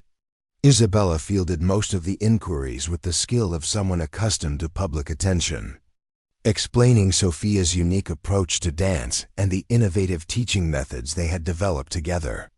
Her responses were gracious but protective, sharing enough information to satisfy curiosity while maintaining appropriate boundaries around Sofia's privacy and personal story. Among the well-wishers was Mrs. Henderson, Sofia's classroom teacher, whose face was still streaked with tears from watching her students' transformation. "I've taught for 22 years, she told Marcus, and I've never seen a child discover themselves so completely in such a short time. What Sofia accomplished tonight wasn't just about dance. It was about courage and self-expression, and the willingness to share your authentic self with others." The drive home that night was quiet, but charged with the energy of shared accomplishment. Sofia sat in the passenger seat, still wearing her performance costume, her good luck charm clutched in one hand and a small bouquet of flowers from Isabella in the other. She was exhausted but glowing, her face peaceful with the satisfaction that came from having met a significant challenge and exceeded every expectation. As they pulled into their apartment complex parking lot, Marcus realized that their lives had fundamentally changed over the course of a single evening. Sofia was no longer the shy child who hid her talents behind closed doors. She was an artist who had proven her ability to move and inspire others through the power of authentic expression. More importantly, she now knew that her differences could be sources of strength rather than limitations, that her unique perspective and relationship with rhythm and movement could create beauty that touched others in profound ways. The confidence and self-awareness she had gained through her dance training would serve her well in every aspect of her life, far beyond any future performances or artistic pursuits. As they climbed the stairs to their apartment, Sofia turned to Marcus with a question that revealed how completely her perspective had shifted. "Papa," she signed, "do you think Isabella would teach me more? I want to learn everything about dancing." Marcus smiled and nodded, knowing that this was just the beginning of a journey that would continue to surprise and delight them both. "I think Isabella would love to keep working with you," he replied. "And I think you have many more stories to tell through your dancing."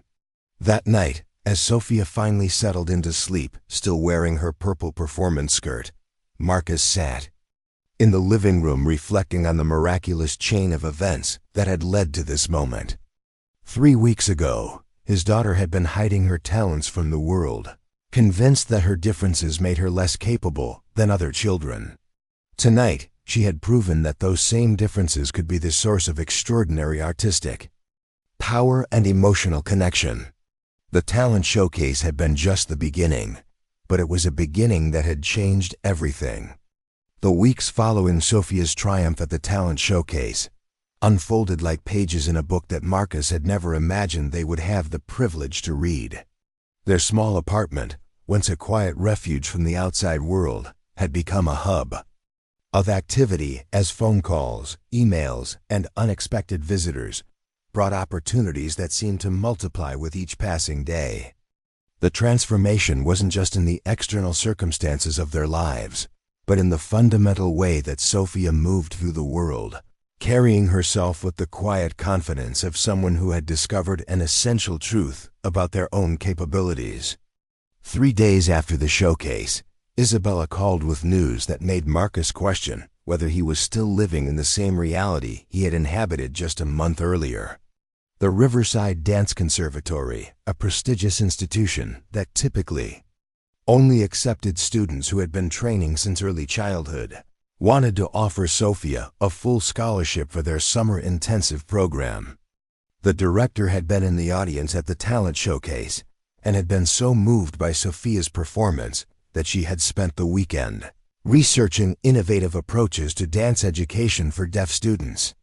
"This is unprecedented," Isabella explained during a meeting at her studio, where Sofia was practicing the routine she had begun to think of as her signature piece.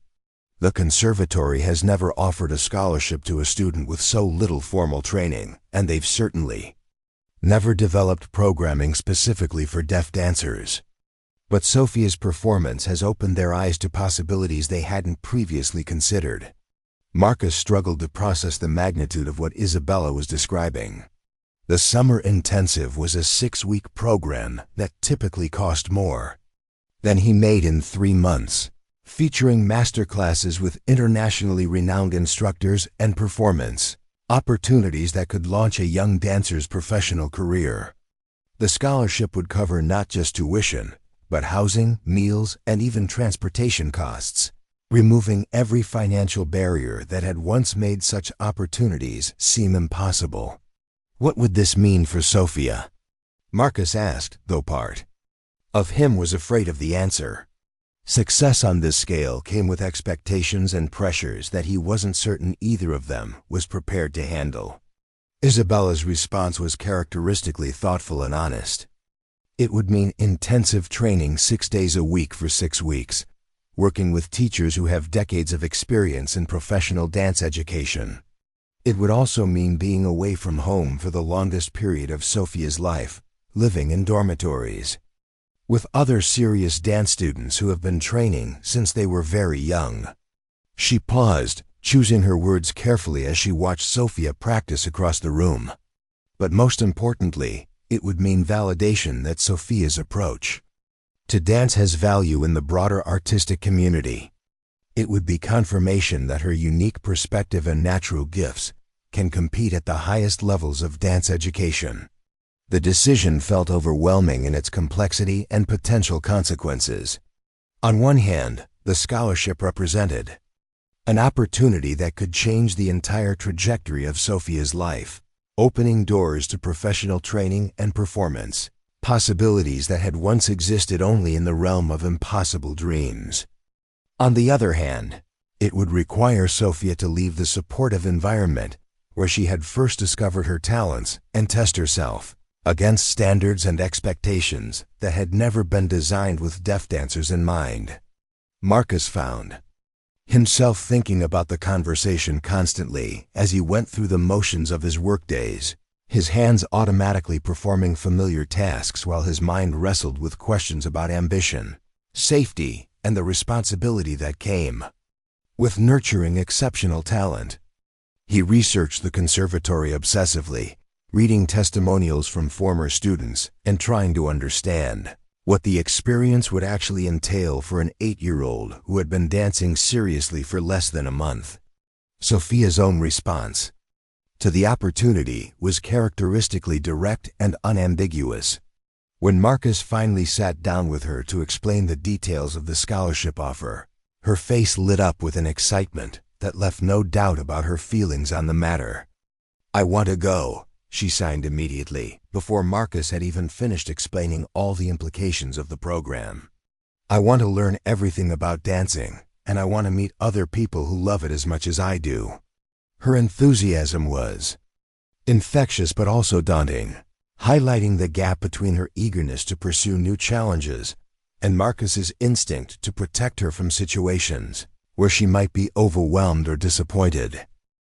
He had spent 8 years learning to anticipate and navigate the obstacles that Sofia's deafness could create in educational and social settings. But the world of professional dance training was so far outside his experience that he had no framework for assessing potential problems or developing contingency plans. The solution came from an unexpected source. Dr. Patricia Williams, a pediatric audiologist who had been following Sofia's story through local news coverage of the talent showcase, reached out to offer her expertise in supporting deaf children.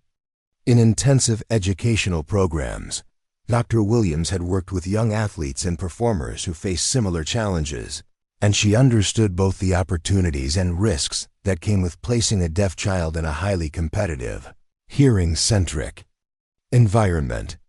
The key, Dr. Williams explained during a consultation at her office, is ensuring that Sofia has the tools and support systems she needs to advocate for herself and communicate effectively with instructors and fellow students who may not have experience with deaf individuals. She outlined a comprehensive preparation plan that included intensive sign language instruction for key staff members at the conservatory, assistive technology that could help Sofia feel musical vibrations more clearly, and regular check-ins with counselors who specialized in supporting deaf students in mainstream educational settings. More importantly, Dr. Williams helped Marcus understand that protecting Sofia from challenges wasn't necessarily the same as protecting her from harm. Sofia has already proven that she can thrive in situations where she's the only deaf participant. She pointed out, her success at the talent showcase wasn't just about her dancing ability. It was about her resilience, adaptability, and capacity to communicate across differences. Those skills will serve her well at the conservatory. As preparations for the summer intensive began, Marcus found himself navigating a world of logistics and considerations that he had never imagined would be part of his parenting experience. There were medical forms to complete, dietary restrictions to communicate, emergency contact procedures to establish, and detailed discussions about how Sofia's daily routines would be adapted to accommodate her specific needs. The conservatory staff, led by Director Martha Chun, approached Sofia's participation with a combination of enthusiasm and careful planning that impressed Marcus with its thoroughness and sensitivity. They arranged for sign language interpreters to be present during all group sessions, installed specialized sound equipment in Sofia's dormitory room, and even modified some of their traditional teaching methods to emphasize visual and kinesthetic learning approaches that would benefit not just Sofia but other students as well. 2 weeks before Sofia's departure date, Isabella organized a farewell performance at her studio, inviting the families of all her students to celebrate Sofia's achievement and wish her well for the summer ahead. The event was intended to be a casual gathering, but it evolved into something much more significant as word spread through the local dance community about the remarkable young performer who had captured everyone's attention. The studio was packed beyond capacity, with people standing along the walls and spilling into the adjacent hallway as Sofia prepared to perform not just her showcase routine, but 2 additional pieces that she and Isabella had developed during their continued training sessions. The audience included not just friends and family, but professional dancers, arts educators, and community leaders who had been drawn to witness Sofia's continued artistic development. Sofia's performances that evening demonstrated the dramatic growth that had occurred in the weeks since the talent showcase. Her movements had gained a technical precision that complemented rather than compromised her natural expressiveness, and her stage presence had evolved to encompass a broader range of emotional colors and dramatic intensities. She commanded the attention of every person in the room, creating moments of absolute silence followed by eruptions of applause that seemed to surprise even her with their intensity. But it was the final piece of the evening that provided the most powerful demonstration of how far Sofia had traveled on her artistic journey. Isabella had choreographed a duet that she and Sofia performed together, a conversation between mentor and student that showcased not just Sofia's individual talents, but her ability to connect and collaborate with other dancers. Watching his daughter move in perfect synchronization with Isabella, Marcus realized that Sofia had transcended the role of promising beginner and emerged as a true artist in her own right. The dance they shared was a dialogue between equals, each dancer bringing her own perspective and experience to create something that neither could have achieved alone.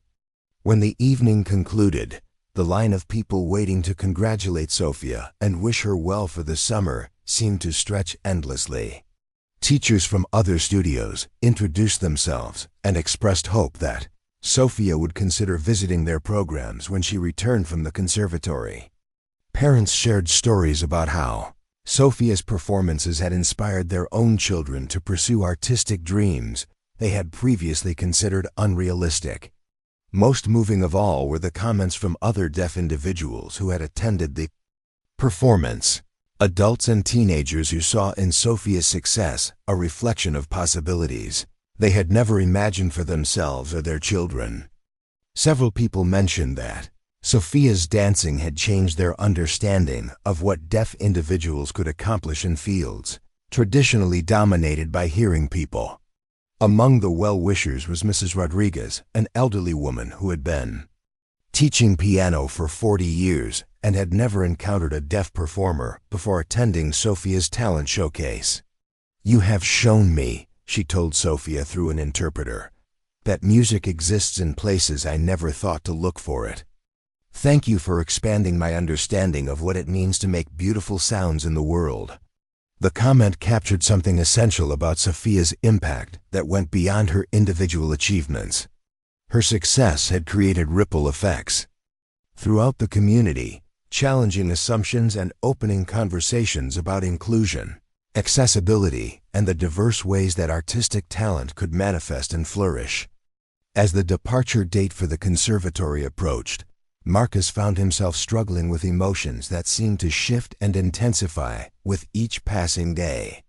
Pride in Sofia's accomplishments competed with anxiety about her upcoming independence. Excitement about her opportunities battled with sadness about their temporary separation, and confidence in her abilities alternated with worry about the challenges she might face in an unfamiliar environment. The practical aspects of preparation provided a welcome distraction from these emotional complexities.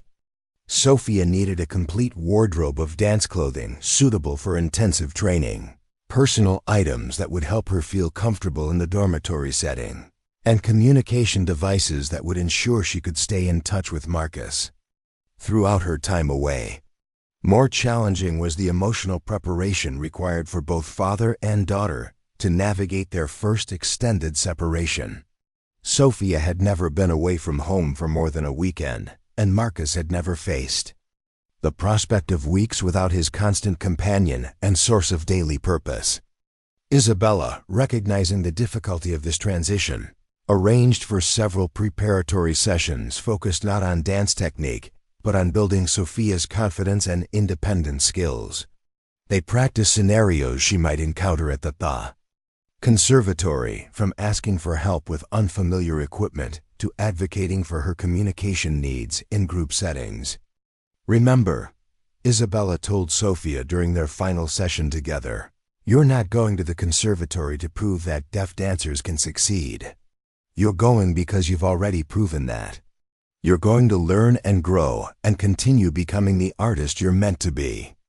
The distinction was important and helped shift Sofia's focus from external validation to internal development, from representing others to pursuing her own artistic goals and interests.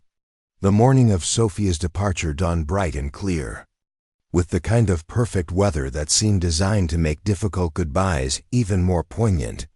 Sofia had been awake since dawn, checking and rechecking her luggage while practicing her breathing exercises and reviewing the hand signals she would use to communicate with instructors who didn't know sign language.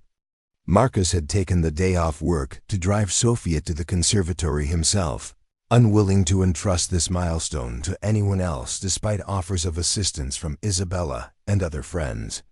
The 3-hour journey would give them uninterrupted time together before the realities of dormitory life and intensive training schedules took over Sofia's daily routine. As they loaded Sofia's belongings into their car, neighbors emerged from surrounding apartments to offer final words of encouragement and support. Mrs. Kim presented Sofia with a small wooden charm that had belonged to her own grandmother, explaining, through gestures and broken English, that it was meant to bring good luck to young people pursuing their dreams. The gesture was typical of the way their community had rallied around Sofia's success, treating her achievements as a source of collective pride and inspiration. Her story had appeared in the local newspaper, been featured on regional television news programs, and even attracted attention from national organizations focused on deaf education and arts accessibility. But for all the external recognition and celebration, the most meaningful moments continued to occur in the quiet spaces between father and daughter, where their private language of love and understanding created a foundation strong enough to support any challenge or opportunity that might arise. During the drive to the conservatory, Sofia alternated between excited chatter about her upcoming experiences and quiet contemplation of the magnitude of the step she was taking. Marcus answered her questions as thoroughly as possible while sharing stories about his own childhood experiences with new environments and challenging situations. "Papa," Sofia signed during a rest stop halfway through their journey, "what if I'm not as good as the other students?" The question was one that Marcus had been expecting, but it still pierced his heart with its vulnerability and honesty. "Sofia," he replied, "you're not going to be the same as the other students. You're going to be you, and that's what makes you special." He paused, choosing his words carefully. "The other students have been training longer, so they might know more technical skills than you do right now. But you have something that can't be taught in regular classes. You have your own way of understanding rhythm and movement, and you have the courage to share that understanding with others." Sofia nodded thoughtfully, then added, "And if I get homesick?" "Then you call me," Marcus signed firmly. "Any time, day or night. And we'll figure out together whether you need to come home or whether we can find ways to help you feel better where you are." The conservatory campus exceeded even Marcus's elevated expectations, with state-of-the-art studios, dormitories that resembled luxury hotels, and performance spaces that rivaled professional theaters. The summer intensive students were arriving. Throughout the afternoon, young dancers from across the country who moved with the distinctive carriage and confidence that came from years of serious training. Sofia's roommate turned out to be Elena Vasquez, a 9-year-old from California whose parents had emigrated from Mexico, specifically to provide their daughter with access to high-quality dance education. Elena spoke fluent Spanish and English, and had been learning basic sign language for several weeks in preparation for Sofia's arrival. The meeting between the two girls was awkward at first, as both struggled to find common ground, despite their shared passion for dance.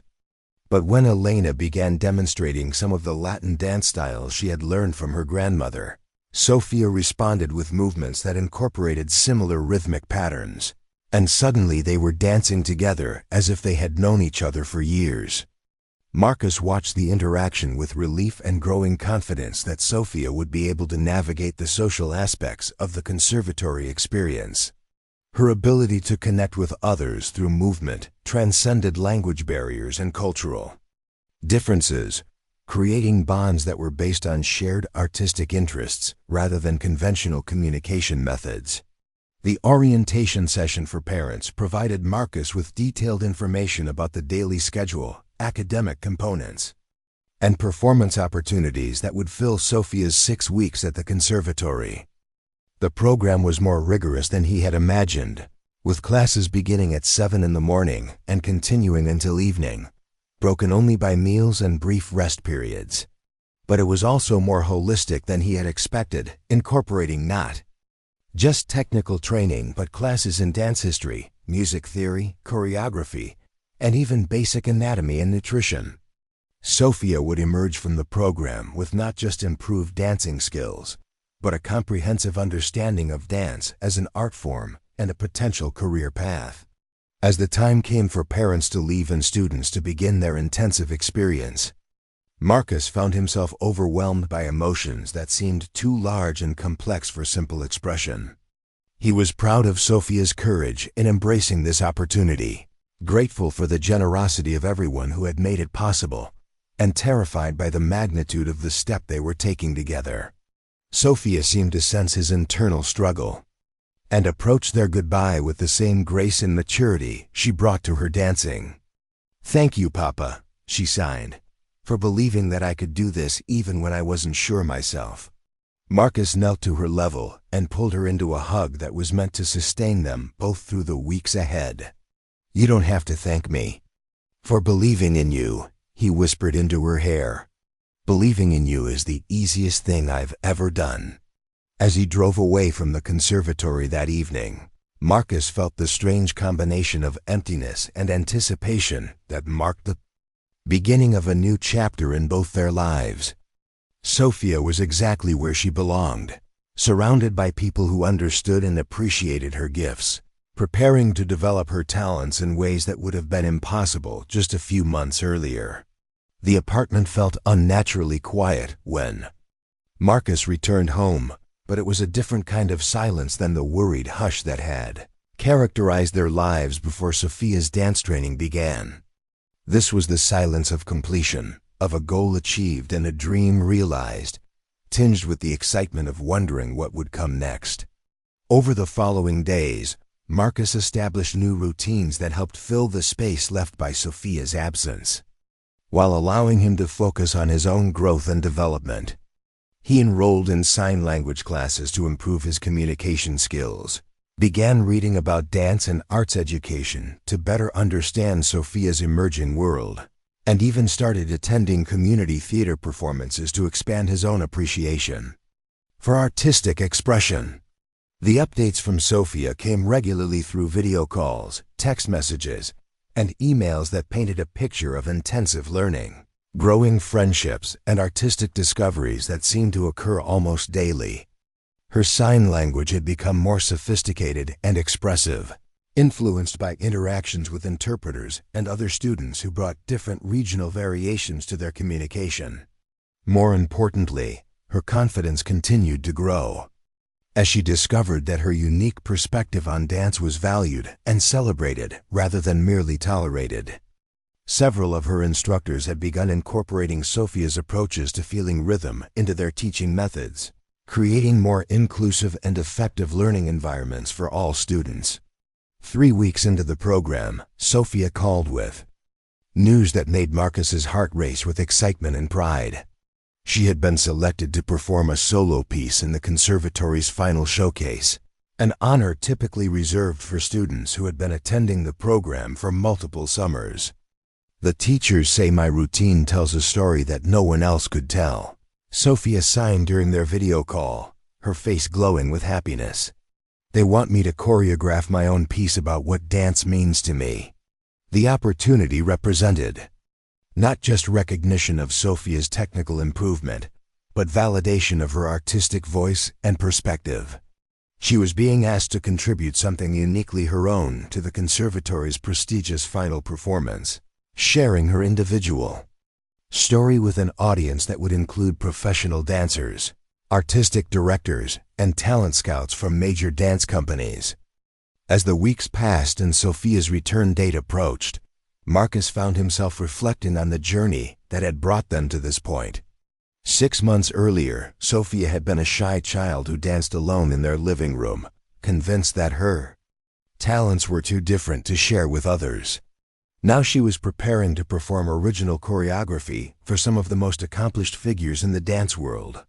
But the transformation went beyond Sofia's individual achievements. Their entire relationship had evolved as Marcus learned to trust his daughter's instincts and support her dreams even when they led into unfamiliar territory. He had discovered his own capacity for courage and adaptability, qualities that had been dormant during the years when their lives were dominated by routine and financial survival.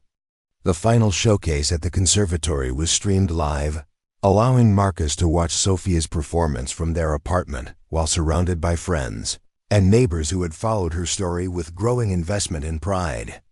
Isabella had organized a viewing party at her studio, creating a celebration that honored not just Sofia's individual success, but the community support that had made her journey possible. Sofia's solo piece, titled "Finding My Voice," was a masterwork of emotional storytelling that incorporated everything she had learned about technical precision, while maintaining the authentic expressiveness that had first captured Isabella's attention. The routine began with movements that suggested uncertainty and self-doubt, evolved through sequences that represented discovery and growing confidence, and concluded with a triumphant celebration of self-acceptance and artistic joy. The audience response was overwhelming, with the kind of sustained applause that indicated genuine artistic impact, rather than mere polite appreciation. But for Marcus, the most meaningful moment came when the camera captured Sofia's face immediately after her performance, showing an expression of pure satisfaction and accomplishment that transcended any external validation. She had achieved exactly what she had set out to accomplish, sharing her unique perspective with others, while continuing to grow and develop as an artist. The success belonged entirely to her, earned through weeks of intensive work and the courage to remain authentic to her own artistic vision. When Sofia returned home at the end of the summer, she brought with her not just improved technical skills and performance experience, but an expanded sense of what was possible for her future. The conservatory had offered her a place in their year-round program, with continued scholarship support and the possibility of fast-tracking her development for professional opportunities. But perhaps more importantly, she had discovered a community of artists who valued her contributions and wanted to continue learning from her unique approach to dance. Several of her instructors had expressed interest in developing ongoing programs for deaf dancers, using Sofia's methods and insights as foundational elements for more inclusive training approaches. As they sat together in their living room on Sofia's first evening home, Marcus marveled at how much had changed since that rainy day when his truck had broken down and led to their first meeting with Isabella. The girl beside him was still recognizably his daughter, but she had grown into someone with the confidence to pursue ambitious goals and the skills to achieve them. What happens next? Marcus signed, genuinely curious about Sofia's perspective on her future possibilities. Sofia considered the question seriously, her expression thoughtful as she weighed different options and opportunities. "I want to keep learning," she signed finally. "I want to get good enough to dance with professional companies someday. But I also want to help other deaf kids learn that they can dance too." The answer captured something essential about who Sofia had become. Through her artistic journey, she had maintained her individual ambitions, while developing a broader sense of responsibility to others who faced similar challenges and limitations. Her success had taught her not just about personal achievement, but about the importance of creating opportunities for others to discover and develop their own unique talents.